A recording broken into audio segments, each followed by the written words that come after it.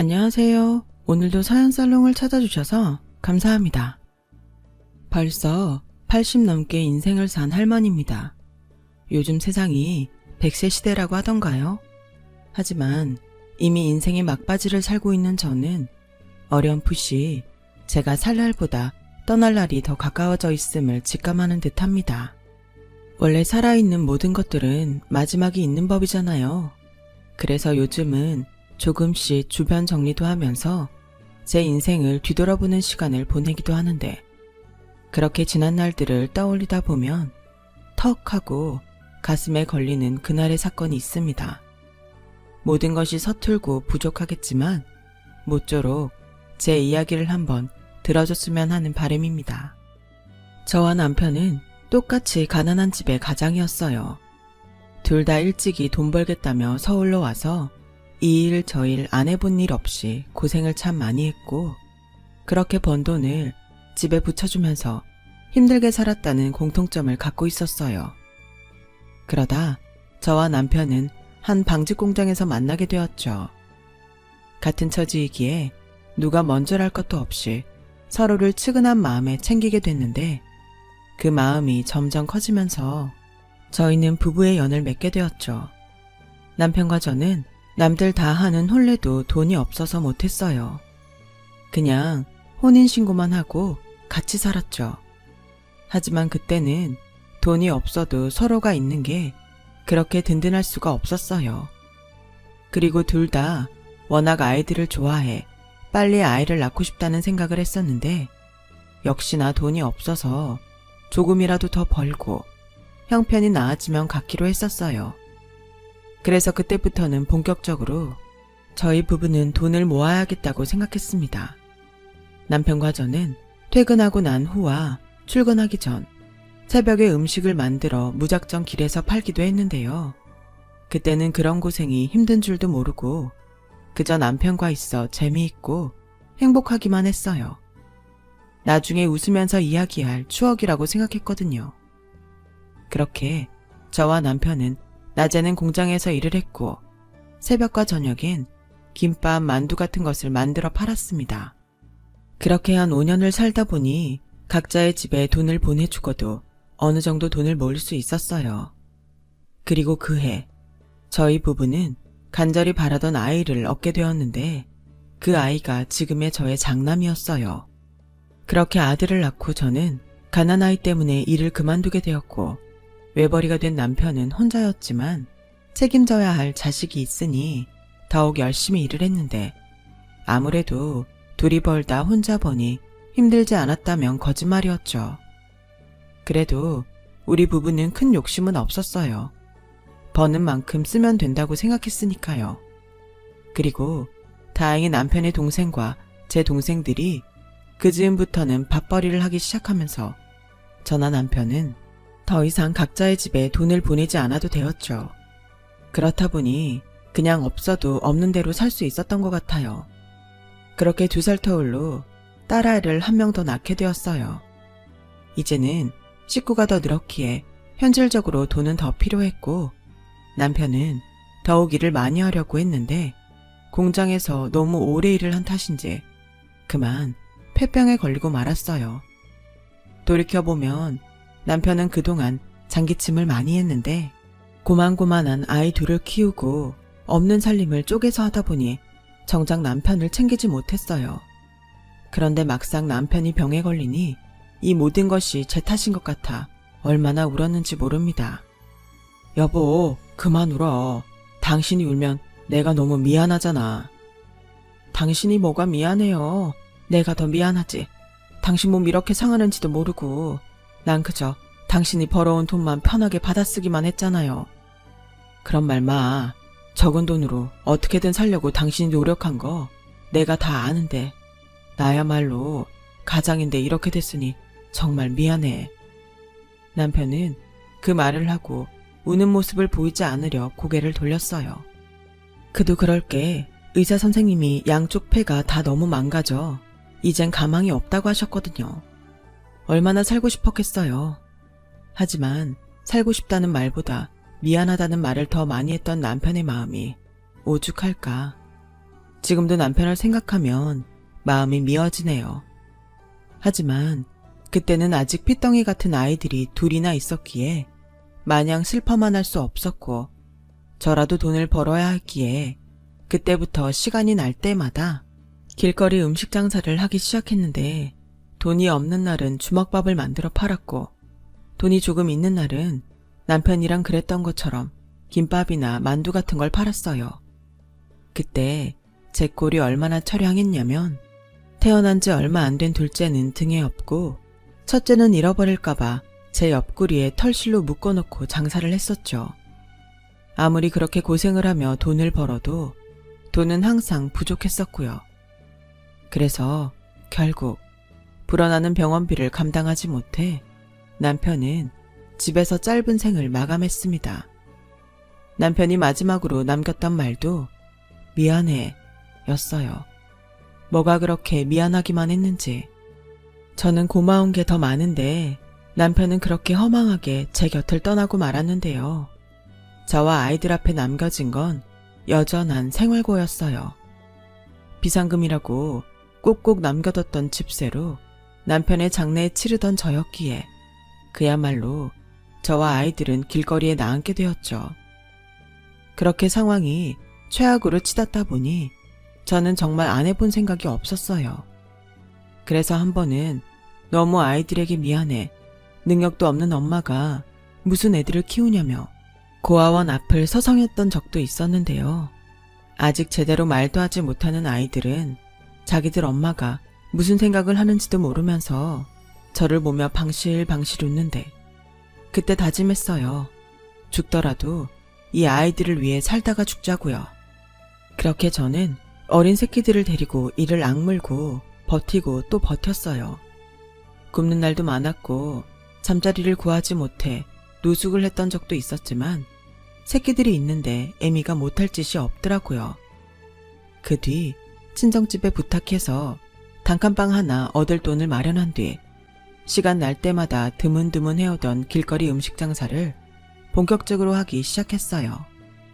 때론 이곳 저곳을 아이들을 데리고 도망다니며 장사할 곳을 찾기도 했고, 또 한 번은 못된 사람들을 만나 팔아야 할 음식을 모두 땅바닥에 내치게 된 적도 있었지만, 그때는 무슨 마음인지 그저 먹고 살아야 한다는 그 생각밖에는 없었더랬죠. 그렇게 7년인가 8년을 악착같이 살았어요. 그리고 저에게도 마침내 희망의 빛이 보이기 시작했는데, 어느 정도 돈을 모은 저는 낡아 빠졌지만 쪽방이 하나 달린 식당을 얻을 수 있었고, 그때부터는 더 이상 쫓기지 않고 마음 놓고 장사를 할 수 있게 되었으니 아이처럼 세상을 다 가진 듯 행복하기만 했어요. 그 뒤 저는 고민 끝에 가라국수집을 하기로 했는데요. 국수는 미천 없이 시작하기도 좋았을 뿐더러 그때가 너도 나도 힘들었을 때라 싼 값에 배를 채우려 했던 사람들이 많았을 때였죠. 무조건 싸고 양 많게 국수를 팔자고 생각했어요. 그리고 그런 저의 생각은 다행히 틀리지 않았는데, 열심히 정직하게 장사를 했더니 어느덧 저의 국수집은 싸고 양도 많은데 맛도 있다며 입소문이 나기 시작해 주머니 사정이 좋지 않은 사람들이 몰리기 시작했어요. 그로 인해 저는 행복한 비명을 지르며 하루에 4시간 이상 잠들지 못하고 육수를 끓이고 국수를 삶아 팔았는데, 그 국수 덕에 자식들 대학까지 모두 다 가르칠 수 있었고, 둘 다 20대 좋은 시절에 시집 장가도 모두 보낼 수 있었는데요. 그렇게 인생의 큰 숙제들을 끝내놓으니 그 즈음부터는 팍팍했던 제 인생에도 조금씩 여유가 생기기 시작했어요. 그리고 그제야 메뉴를 하나 더 만들고 싶어지더군요. 남편에 대한 그리움에 예전에 남편과 만들어 팔았던 만두를 메뉴에 추가하게 되었죠. 그리고 다행히 국수와 만두는 궁합이 꽤 잘 맞았어요. 어느덧 그 만두까지 사람들이 좋아해주면서 10년 뒤에는 그 맛을 잊지 못해 멀리에서 왔다며 양손 가득 포장해가는 손님들도 있었는데요. 그렇게 저는 감사하게도 그 식당에서 돈을 꽤 벌 수 있었어요. 그래서 다달이 월세를 내며 시작한 식당을 제 명의로 살 수 있었고, 자식들에게도 작지만 아파트 한 채씩은 사줄 수 있었습니다. 주변에서는 그런 저에게 자식들만 챙기지 말고 저를 위해서도 돈을 좀 쓰고 살라고 하더군요. 사실 그때까지도 저는 식당에 딸린 쪽방 생활을 하고 있었어요. 애들이 크면서 기숙사 있는 학교에 다녔는데 그래서 집을 사야겠다는 생각을 크게 하지 못했거든요. 그래서인지 사람들은 이제라도 집다운 집을 하나 사라고 했었는데 이미 식당에서 살다시피 했기에 그런 곳에 돈을 쓰고 싶지는 않았어요. 그러다 그때 문득 이런 생각을 하게 됐어요. 이만큼 가졌으면 됐다. 이제는 받은 만큼 베풀고 살자. 그때가 제 나이 50을 갓 넘겼을 때였는데 세상은 분명 많이 좋아졌지만 여전히 밥을 굶는 사람들이 있다는 것이 그 생각을 하게 된 계기였던 것 같아요. 그래서 그렇게 마음을 먹은 다음 날부터 배굶는 아이들과 어르신들에게 공짜로 국수와 만두를 내어주기 시작했죠. 물론 거짓말로 공짜밥을 먹는 사람들도 없지 않았는데 동네가 워낙 작았던지라 그런 사람들은 자연스럽게 다른 사람들로 하여금 걸러지게 되더라고요. 그러던 어느 날이었어요. 그날은 유독 추웠던 겨울이었고 그런 날은 국수가 더 많이 팔리는 날이라 정신이 하나도 없던 날이었는데요. 낡은 식당, 미닫이 문이 열리더니 몸집이 작고 깡말라서는 씻은 지가 언제인지 알 수 없는 여자아이와 남자아이가 들어왔어요. 얼마나 그 악취가 지독한지 저는 물론이고 국수를 먹는 사람들이 일제히 눈살을 찌푸렸는데 아니나 다를까 한 단골 손님이 저를 불러 이렇게 말을 했었죠. 사장님, 저 애들 저 아래 동네 사는 거지 애들이에요. 소문 듣고 공짜밥 먹으러 온 것 같은데 그냥 내치세요. 한번 받아주면 계속 올 거예요. 아유 냄새. 이러다가 가게 손님 다 떨어지겠네. 맞아요. 이 냄새를 어떡할 거야. 당장 내보내요. 입맛 다 떨어지네. 저는 순간 고민이 됐어요. 그냥 만두 몇 알 챙겨서 보낼까 생각했는데 여자아이가 하는 말에 저는 그 아이들을 식당이 아닌 방으로 부르고 말았답니다. 저기요, 여기가 공짜로 음식을 주는 곳이 맞아요?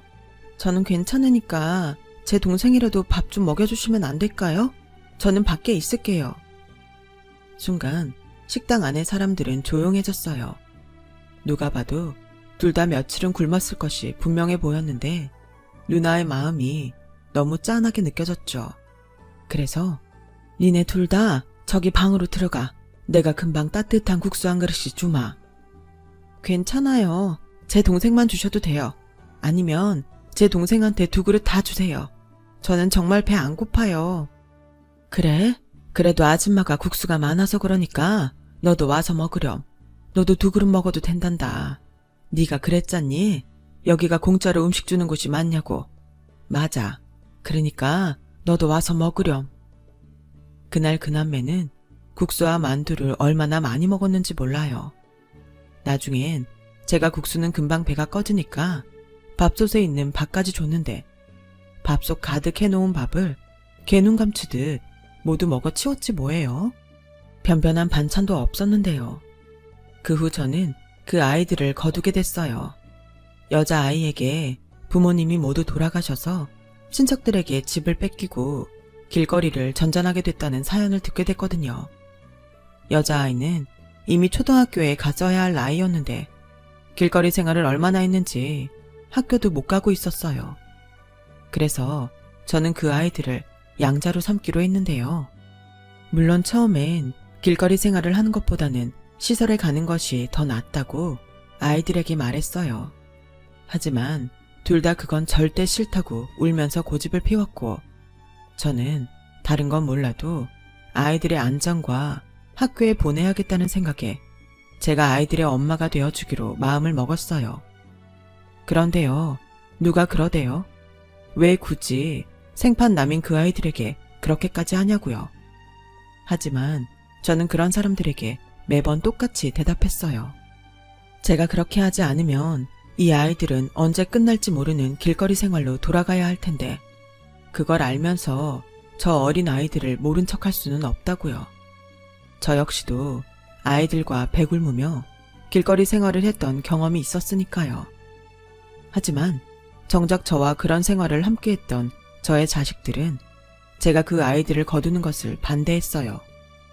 부끄럽게도 제 자식들은 어릴 때부터 인정머리가 없었거든요. 고생하는 엄마를 보고도 돕는 법이 없었고 늘 다른 집보다 못 산다며 불평불만이 많았는데 다 큰 어른이 돼서도 그 점은 나아지지 않았어요. 아니, 지들이 뭔데? 이 집에서 엄마랑 살아? 원래 머리 검은 짐승은 거두는 거 아닌 거 몰라? 저러다 쟤네들이 은혜를 원수로 갚으면 어쩌라고 그래? 그런 애들 아니야. 착하고 지들끼리 얼마나 우애가 좋은데. 엄마, 그건 영옥이 말이 맞아요. 엄마가 요즘 애들이 얼마나 영특한지 몰라서 그렇다니까요. 괜히 엮이지 말고 경찰서에 신고해서 데려가라고 해요. 뭐? 저 어린애들을 경찰에 신고하라고? 넌 이제 곧 애비되는 애가 어쩜 그렇게 매몰차니? 니들한테 도와달라고 하지 않을 테니까 더 이상 아무 말도 하지 마라. 저는 내심 그래도 제 자식들이니까 이런 제 마음을 알아주길 바랬는데 그건 저의 욕심이었더라고요. 하지만 자식들이 반대한들 저는 받아들이지 않았어요. 이미 자식들은 각자의 가정이 있고 저는 저의 삶이 있었으니 어느 정도 시간이 지나면 제 자식들도 그 아이들을 동생으로 받아들이지 않을까 생각했어요. 물론 그것도 저만의 희망사항이었지만요.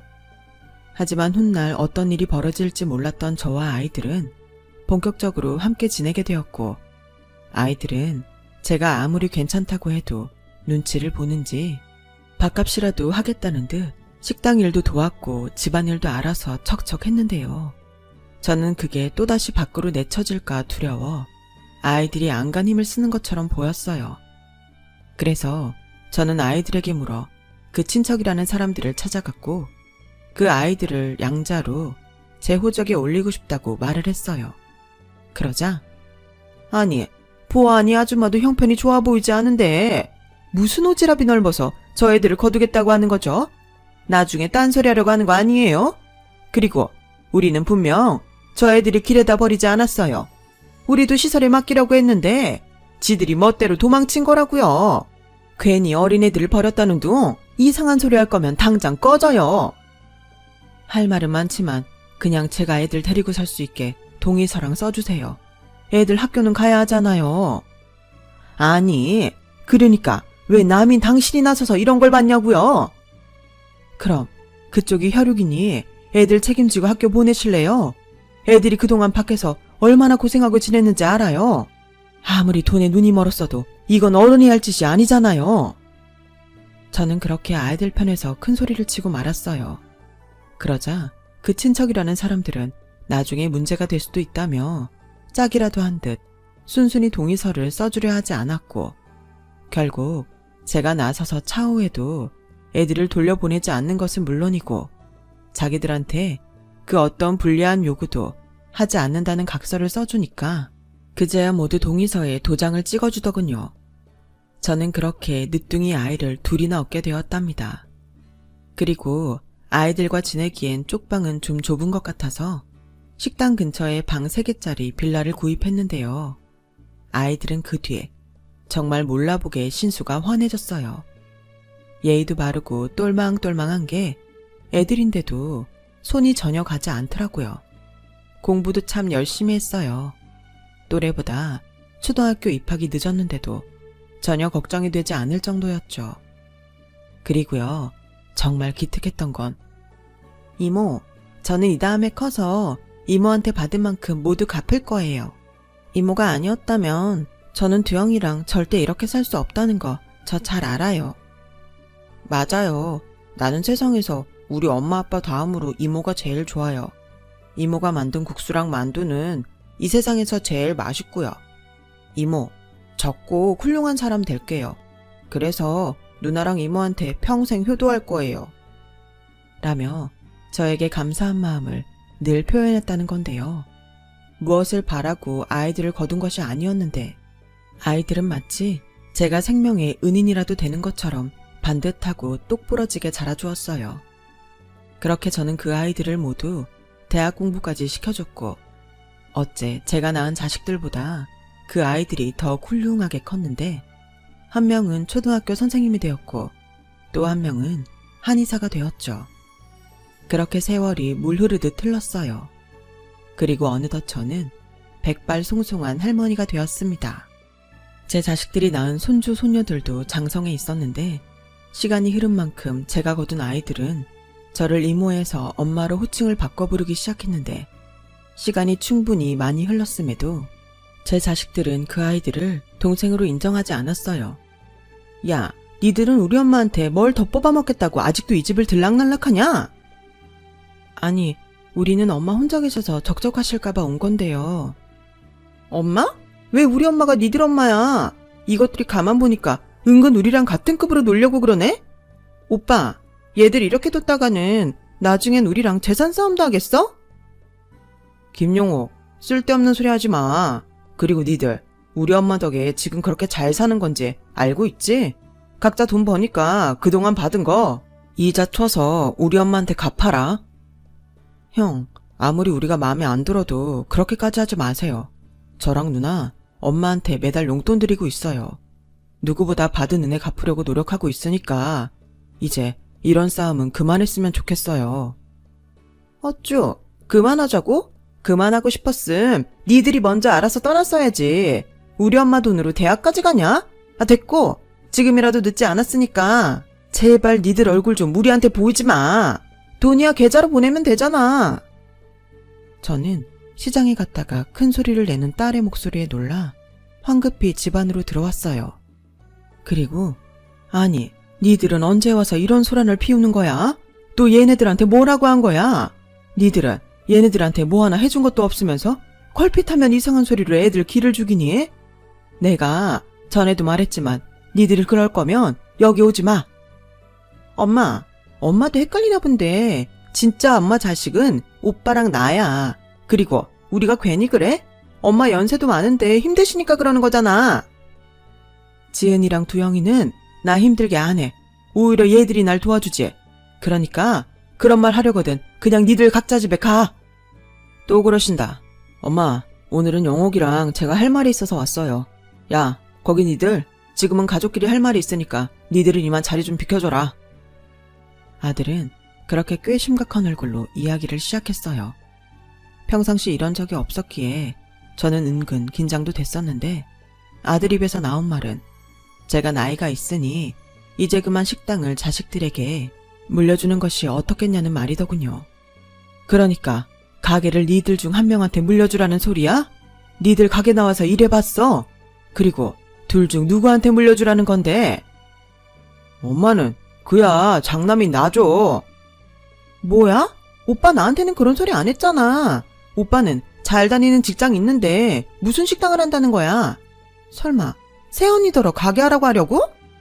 그러는 넌 내내 집에서 살림만 했으면서 가게 일을 어떻게 하려고 그래? 우리 와이프는 식당 경험도 있고 음식 만드는 센스도 있으니까 너보다 나아. 낫긴 뭐가 나아. 됐어. 엄마, 그 식당 나한테 물려줘. 나 이제 막내가 수험생이라 돈 벌어야 한단 말이야. 남 밑에서는 죽어도 못하겠으니까 나 그냥 엄마 식당 물려받아서 할래. 식당 일이 얼마나 힘든데 남 밑에서 일하기 싫으니까 식당을 한다는 거야? 난 또 니들이 무슨 얘기를 하나 싶었다. 엄마 아직 정정해. 식당 그만둘 생각 없으니까 둘 다 꿈 깨고 돌아가. 정정하긴? 엄마 나이 이제 70이잖아. 엄마는 뭐 평생 일만 하게? 맞아요. 엄마도 이제 좀 쉬고 여행도 다니시면서 남은 인생 즐기면서 사세요. 식당에서 나오는 수입 중에 일부는 다달이 엄마한테 드릴게요. 싫다. 니들 말대로 나 평생 일만 한 사람이야. 갑자기 일하지 말고 놀라고 하면 내가 얼씨구나 좋다고 할 줄 알았어? 됐고, 정 니들이 물려받고 싶으면 둘 다 가게 나와서 식당 일 도와. 그럼 봐서 5년이나 10년 있다가 일 더 잘하는 자식한테 물려줄게. 뭐? 5년? 10년? 엄마, 제정신이야? 엄마 설마 저 생판 남인애들한테 식당 물려줄 생각은 아니지? 왜 자꾸 남이라고 그래? 쟤들도 니들이랑 똑같이 법적으로 내 자식이야. 그리고 식당 일도 쟤네들이 너희들보다 훨씬 잘할걸? 그러니까 쓸데없는 소리 그만하고 니들은 니들 집에 가. 엄마 힘들다. 그거 봐요. 엄마 힘들다고 그러시면서. 그러지 말고 유라 엄마 내일부터 엄마 식당에 가서 일 도우라고 할 테니까 그런 줄 아세요. 뭐야? 엄마, 그럼 나도 내일부터 식당에 나갈래. 엄마가 일 더 잘하는 사람한테 물려주면 되잖아. 응? 저는 딸의 말에 헛웃음이 나왔어요. 어릴 때부터 그렇게 식당 일 좀 도우라고 하면 바쁘다고 힘들다고 내빼던 아이였는데 저렇게까지 식당에 나와서 일을 하겠다고 하니 제 자식인데도 어처구니가 없더라고요. 그래서 일단은 그러라고 했어요. 며칠 고생하면 둘 다 나가 떨어지겠거니 생각했거든요. 하지만 제 딸은 예상대로 나가 떨어졌지만 식구들 중 가장 욕심이 많은 며느리는 제법 일을 잘했어요. 아들 말대로 식당 일 경험도 있고 머리가 좋은 게 의외였죠. 그래서 한번 기회를 주는 것도 나쁘지 않겠다고 생각했어요. 하지만 한 달이 지나가고 두 달이 지나가니 조금씩 며느리의 얼굴빛이 달라졌고 곧 세 달이 지나자 며느리는 돈 한 푼 주지 않으면서 제가 자기를 부려먹는다며 아들에게 불만을 토로했다는데요. 급기야 아들은 딸 몰래 혼자 찾아와 사실은 회사에서 잘리게 됐다며 도와달라고 저에게 사정사정을 했고 M이라는 게 뭔지 아들이 눈물을 보이자 마음이 약해져서 알겠다고 아들 내외에게 국수집을 물려주기로 했어요.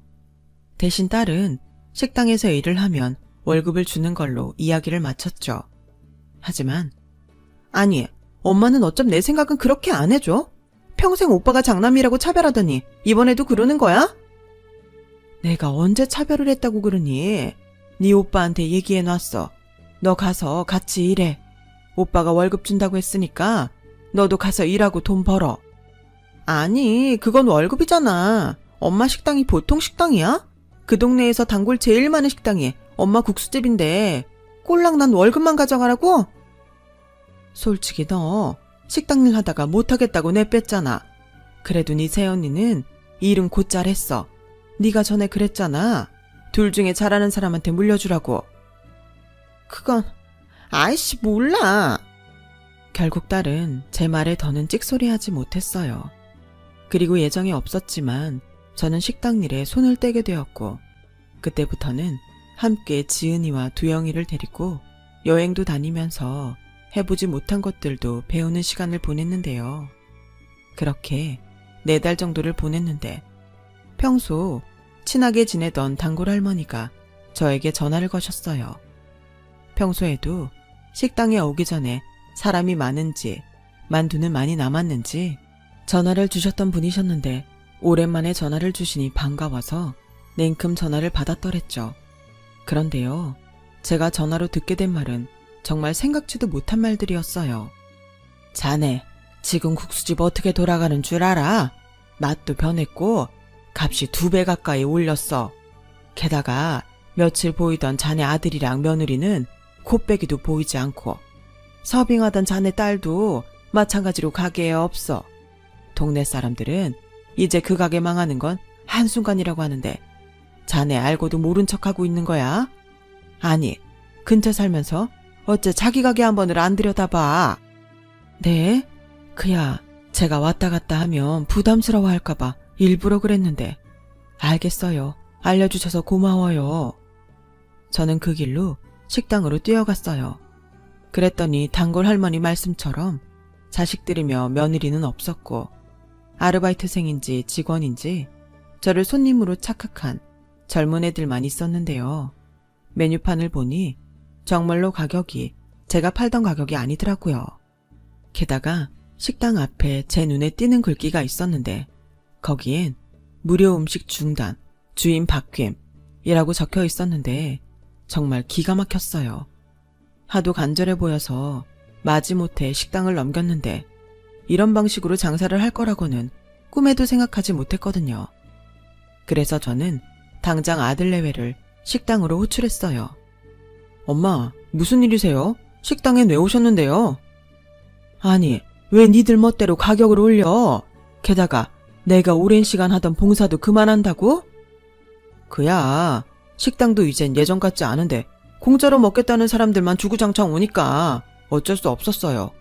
그리고 단가를 계산해봤는데 우리 집 국수랑 만두는 싸도 너무 싸요. 이러면 뭐가 남냐고요. 맞아요, 어머니. 이제 어머님이 하던 방식으로 장사를 하면 식당 망해요. 저희가 과도하게 올린 것도 아니라고요. 그래? 그런데 니들은 왜 가게에 안 붙어 있어? 음식은 누가 하는 거야? 그야 주방에. 에이씨, 엄마, 그렇게 오만창견 다 하시면 제가 어떻게 장사를 해요? 이제 저한테 물려주신 거 아니에요? 엄마는 그냥 이제부터는 식당에 관심 끄고 제가 드리는 용돈으로 편하게 사시면 되잖아요. 왜 자꾸 그러세요? 뭐야? 너 계속 이렇게 장사할 거면 식당 다시 내놔. 명의 변경 해주려고 서류 다 준비해놨는데 해주면 큰일 나겠다. 음식 장사는 신용이야. 단골 다 떨어져 나가는데 무슨 음식 장사를 하겠다는 거야? 정말 이러실 거예요?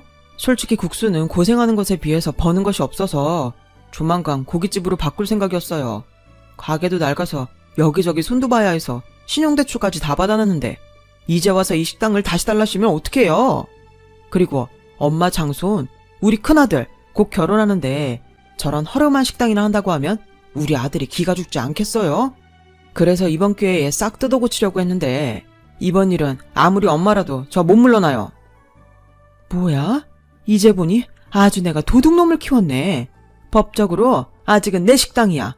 억울하면 법으로 하든가.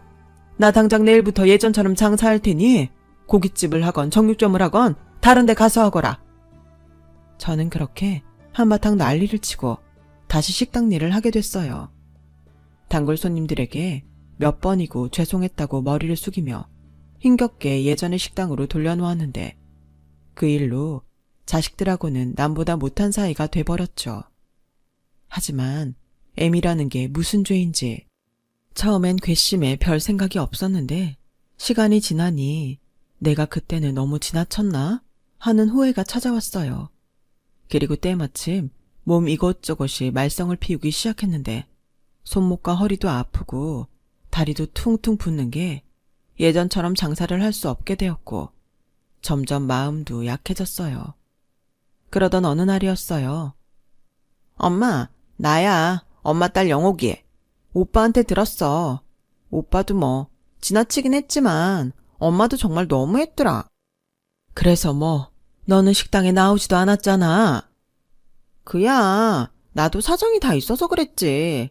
아무튼 엄마 계속 우리랑 이렇게 안 보고 살 거야? 곧 있으면 엄마 장손 결혼식인데? 저는 순간 대답하지 못했어요. 누구보다 그러고 싶지 않다는 생각을 했던 저였으니까요. 그리고 딸은 전혀 생각하지 못했던 얘기를 꺼냈는데 엄마, 솔직히 오빠는 모르겠지만 나는 엄마한테 쭉 서운했어. 엄마 생각해봐. 우리 어릴 땐 엄마 일만 해서 우리한테 제대로 신경도 못 써줬는데 그 애들한테는 우리보다 더 신경 썼잖아. 그러니 당연히 골이 나지 않나? 그래, 그건 네 말이 맞다. 엄마가 미처 거기까지 생각을 못했어. 하지만 엄마가 말을 안 했어도 네 오빠랑 너한테 고맙고 미안해. 남이 아니니까 싫은 소리도 더한 건데 엄마도 이런 일로 마음이 많이 불편했다. 거봐. 그래서 나랑 오빠랑 이번 기회에 가족여행을 가자는 소리가 나왔는데 엄마는 어때? 엄마 요즘 힘들어서 장사도 제대로 못한다며. 그러니까 이번 참에 여행이나 가자. 응? 여행? 전에 지은이랑 두영이하고는 갔다 왔다며. 나는 그것도 서운해. 그래서 이번엔 우리랑 갔으면 좋겠어. 그야 그때는 딱 타이밍이 그랬으니까. 알겠어. 가자. 엄마가 여행 경비 넉넉하게 낼게. 네 말대로 우리도 가족여행 한번 가보자. 저는 그렇게 처음으로 자식들 내외와 여행길에 올랐어요. 솔직히 아들 내외랑 서먹할 것 같아 걱정이 많았는데 의외로 아들도 그렇고 며느리도 아무 일 없다는 듯 평소처럼 저를 대해주더라고요. 역시 가족은 가족이구나 하며 모처럼 많이 웃으며 즐거운 시간을 보냈답니다. 그 뒤에 엄청난 것이 저를 기다리고 있다는 것도 모르고요. 그렇게 저는 저녁을 먹고 나서 살짝 졸음이 몰려왔어요.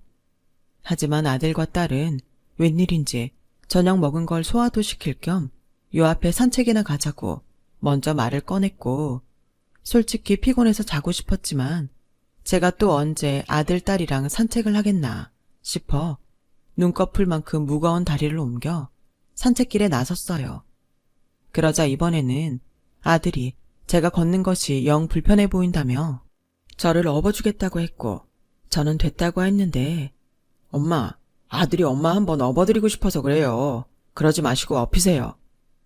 그래 엄마, 오빠가 먼저 업어준다고 하는데 싫다고 할 이유가 뭐가 있어? 설마 엄마 몸무게 많이 나가서 창피해서 그래? 뭐? 저는 딸의 말에 웃으며 아들의 등에 업혔는데요. 처음으로 아들 등에 업혀보니 세상 기분이 좋더군요. 살랑살랑 불어오는 저녁 공기도 참 좋았고요. 하지만 요 앞에 잠깐이라고 했던 산책이 꽤 먼 거리까지 오게 되었고 저는 점점 으쓱해지는 것 같아 이제 그만 돌아가고 싶다고 했는데요. 그때부터 불길한 예감이 들었어요. 꽤 멀리 온 것 같은데 이제 돌아가자. 에이, 벌써요? 좀 더 가요. 이런 날이 아니면 우리가 또 언제 이렇게 있겠어요? 오빠 말이 맞아. 우리 좀 더 가자. 아들과 딸은 그렇게 말하고 계속 어딘지 모를 음산한 곳으로 걸어가더군요. 저는 끈에 무서워 이제 그만 가고 싶다고 내려오려 했는데 장난인지 뭔지 아들, 딸은 뛰기 시작하더니 어떤 다 쓰러져가는 폐가에 저를 내려주더군요. 그리고는 엄마, 그동안 고생 많았어요. 엄마 덕에 그래도 풍족하진 않았지만 잘 살았네요. 그래 엄마, 엄마 이제 여기서 좀 쉬어. 얘들이 지금 무슨 말을 하는 거야? 갑자기 왜 이래?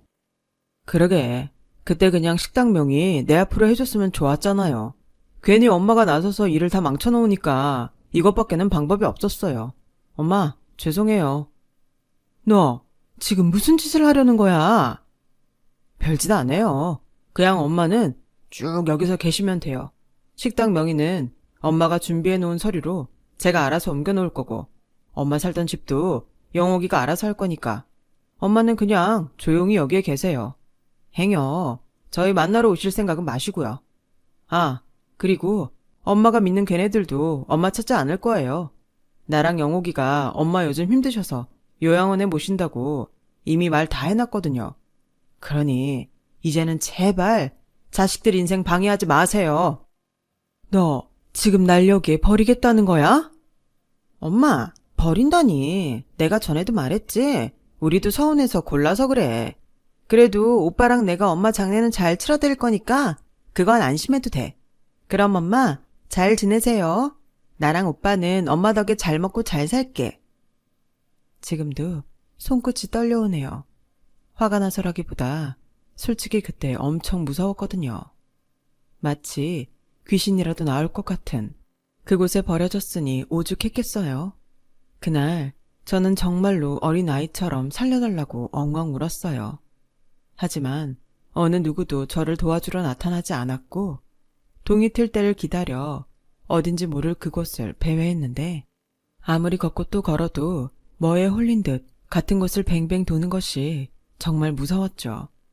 어쩌면 그곳은 지나가는 사람도 한 명이 없는지 저는 지금도 그곳을 떠올리면 심장이 쪼그라드는 것 같아요.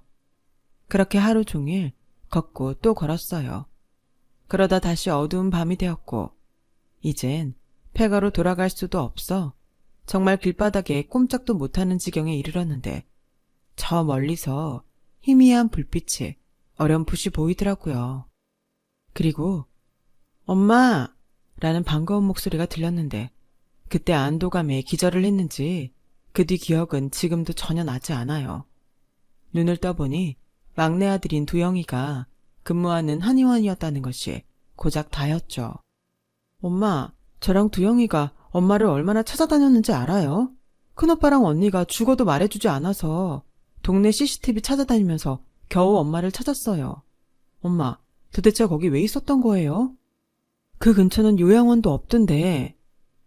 지은아, 내가 정말 인생을 헛살았어. 나는 나름 베풀면서 살아서 내가 말년에는 복이 아주 많을 줄 알았거든. 근데 그런 곳에 버려질 줄이야 누가 알았겠니? 버려졌다고요? 누가 엄마를 그런 곳에 버려요?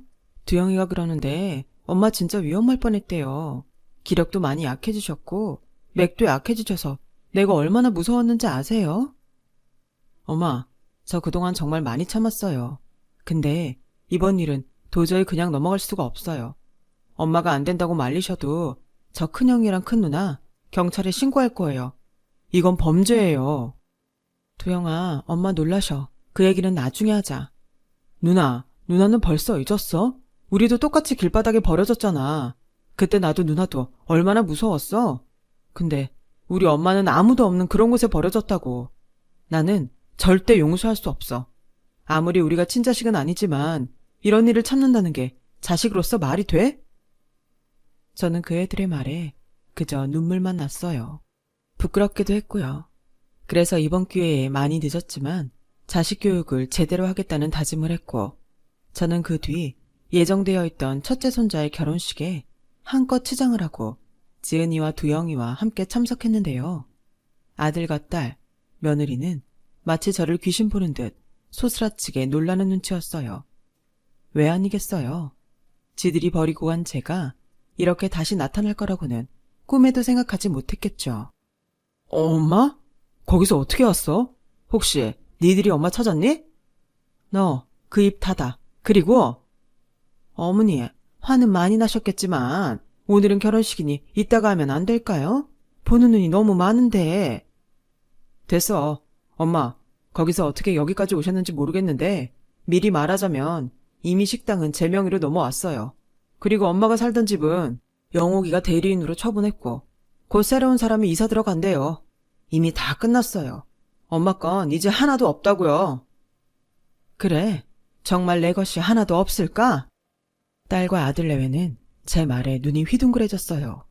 하지만 뭐가 그리 자신 있는지 곧이어 코웃음을 치기 시작했는데, 그때 제가 항상 몸에 지니고 다니는 통장을 아들 낯짝에 던져버렸네요. 사실 지은이 두영이 결혼자금도 필요하고 저의 노후자금도 필요해서 저는 꾸준히 적금을 들어 돈을 모으고 있었어요. 중간에 믿음 가는 사람들이랑 투자도 하면서 나름 재산을 불려갔죠. 하지만 어디까지 알아봤는지는 모르겠지만 저에게 다른 재산이 또 있는 줄 몰랐던 자식들은 제가 던진 통장의 잔고를 보고 깜짝 놀랐는데요. 그 통장엔 제가 평생을 바쳐 모은 20억이 들어있었어요. 엄마, 정말 이게 다 엄마 돈이야? 아니, 엄마가 돈이 이렇게 많았어? 오빠, 분명히 엄마 은행에 따로 뭐 없다고 했잖아. 제대로 알아본 거 맞아? 분명히 뭐가 없다고 했는데. 에이씨, 그 사람들이 돈만 받고 날 속인 거야? 몰라. 엄마한테 더 나을 거 없다고 해서 여기까지 가서 엄마 버리고 온 건데 이게 뭐야. 오빠 때문에 다 망했잖아. 넌 빌라 판 돈 챙겼잖아. 너 내 말 듣고 손해본 거 있어? 그럼 없어. 이 20억 어쩔 건데. 이제 와서 이 돈을 우리 엄마가 우리 줄 것 같아? 그래, 너 말 잘했다. 그 돈 여기 있는 지은이 두영이한테 10억씩 나눠줄 거야. 그리고 니들이 내 동의도 없이 멋대로 가져간 것들도 모두 다 법으로 돌려받을 테니 그런 줄 알아라. 엄마, 우리가 아무리 잘못했지만 우리는 엄마 자식이에요. 이제 와서 부모 자식 지간의 법이라니. 엄마, 죄송해요. 그러니까 한 번만 용서해 주세요. 용서? 너 같으면 용서가 될 것 같니? 난 결정했다. 아무리 나이가 먹었어도 잘못을 했으면 응당 벌을 받아야지. 그때였어요. 두영이가 핸드폰을 꺼내 경찰에 신고를 했고 곧 경찰들이 결혼식장에 들어왔죠. 두영이 친구라는 경찰이 내용을 모두 알고 아들 내외와 딸 내외를 모두 연행해 갔는데 결국 간접살인이 인정되어 아들과 딸 며느리는 각각 징역을 살게 되었어요. 물론 그 난리로 장손의 결혼은 파투가 났고요. 장손 결혼까지 망칠 거 뭐 있냐고 제 속도 모르는 이들은 말하기도 했는데 저는 묻고 싶어요. 저처럼 그렇게 버려지고도 그런 생각을 할 수 있는지요. 장손을 생각하면 미안하지만 그 역시 아들이 짊어지고 가야 할 죄라고 생각했어요.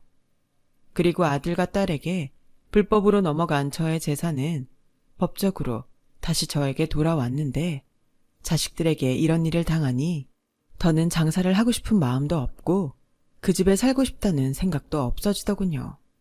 그랬더니 막내딸과 막내아들인 지은이와 두영이는 제가 주겠다는 돈도 필요 없다며 이제는 자기들이 저를 책임지겠다고 저를 자기들이 사는 집으로 데리고 갔는데요. 워낙 마음의 병이 깊어 힘든 시간을 보내다 시간 날 때마다 그런 저를 챙겨주는 두 녀석 덕에 저는 조금씩 마음의 안정을 찾아갔어요. 그리고 제 인생에 큰 선물을 받게 됐는데 제가 80번째 맞이한 생일에 이 녀석들이 어디서 도깨비 방망이라도 생겼는지 그동안 제 국수집에서 공짜 음식을 먹었던 사람들을 몇몇 초대했더군요. 저는 그저 음식을 내어줬을 뿐인데 그들은 하나같이 제 덕에 살았다며 저에게 고맙다고 말했어요. 그 순간 헛살았다고 모든 것이 무의미했던 제 인생은 누구도 따라올 수 없는 보람찬 인생이 되었고 제 마음은 그 사람들의 감사 인사로 가득 채워졌죠. 이 아이들을 품지 않았다면 나야말로 어떻게 되었을까 하는 생각에 그만 또 주책맞은 눈물샘이 폭발하고 말았어요. 참, 인생이라는 건 살면 살수록 쉽지 않은 것 같아요. 이 나이에도 아직 모르는 지혜가 많으니까요. 하지만 이제 저는 아무런 욕심이 없습니다. 가슴 아픈 기억도 후회되는 순간도 모두 저희 인생이었다는 걸 인정하려 해요. 그리고 마지막 바람이 있다면 이젠 많이 늦었겠지만 세상엔 돈보다 더 귀하고 소중한 것이 많다는 걸 제 자식들이 꼭 기억하길 바랍니다. 끝으로 어쩌면 마지막이 될 수도 있을 것 같아 몇 글자 더 적어보자면 지은아, 두영아, 니들은 평생 나한테 은혜를 갚겠다고 하지만 이미 니들은 그 이상을 나에게 준 고마운 자식들이란다. 그때 이 엄마에게 와줘서 너무 고마워. 니들 덕에 내 인생은 참 따뜻했다. 우리 다음 생에는 정말로 부모 자식으로 만나자. 이 글이 우리 아이들에게도 전해졌으면 좋겠네요. 긴 사연 들어주셔서 고마워요. 마지막까지 최선을 다해서 건강하고 행복한 인생을 사시길 바랍니다. 여러분, 사연 댓글에 응원과 현명한 조언 부탁드려요. 좋아요와 구독은 저에게 큰 힘이 됩니다. 오늘도 좋은 일 가득하세요.